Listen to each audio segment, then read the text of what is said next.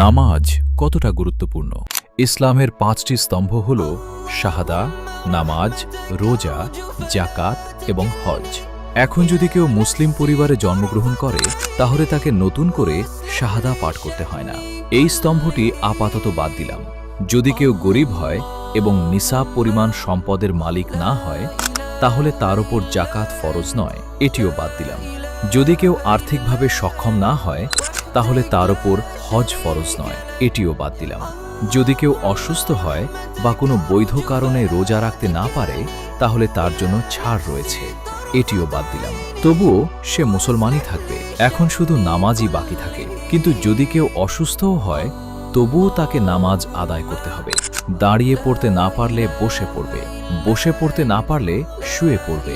ওযুর জন্য পানি না থাকলে বা ব্যবহার করতে না পারলে তায়াম্মুম করে নামাজ পড়বে।